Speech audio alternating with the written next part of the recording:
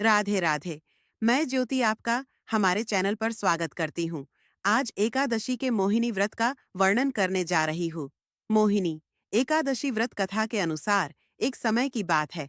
भगवान श्री कृष्ण और युधिष्ठिर महाराज के बीच एक महत्वपूर्ण संवाद हो रहा था। युधिष्ठिर महाराज ने भगवान श्री कृष्ण से पूछा, हे जनार्दन, वैशाख मास के शुक्ल पक्ष में कौन सी एकादशी आती है और इसके पालन से क्या फल प्राप्त होता है? कृपा करके मुझे विस्तार पूर्वक बताएं। तब भगवान श्री कृष्ण बोले, हे युधिष्ठिर, वैशाख मास के शुक्ल पक्ष में आने वाली एकादशी का नाम मोहिनी एकादशी है। इस एकादशी का पालन करने से व्यक्ति संसार के सभी दुखों और पापों से मुक्ति प्राप्त करता है। प्राचीन काल में सरस्वती नदी के किनारे भद्रावती नामक एक राज्य था। वहां राजा धृतिमान राज करते थे। उनके राज्य में एक धनपाल नाम का वैष्णव रहता था।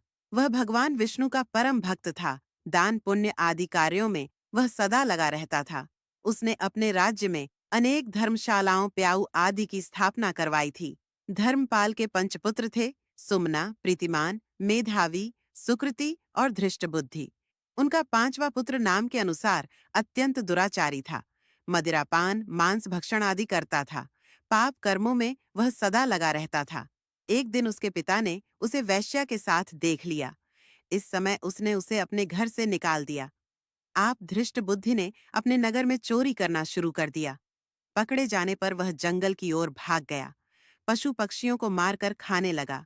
एक दिन भूख प्यास से पीड़ित होकर खाने की तलाश में वह घूमता हुआ पुंडीर ऋषि के पास पहुंच गया। उसी समय वैशाख मास चल रहा था।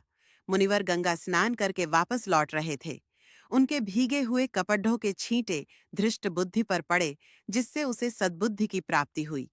वह बोला, हे मुनिवर, मैंने अपने जीवन में बहुत पाप किए हैं। आप मुझे इन पापों से छुटकारा पाने का कोई उपाय बताएं।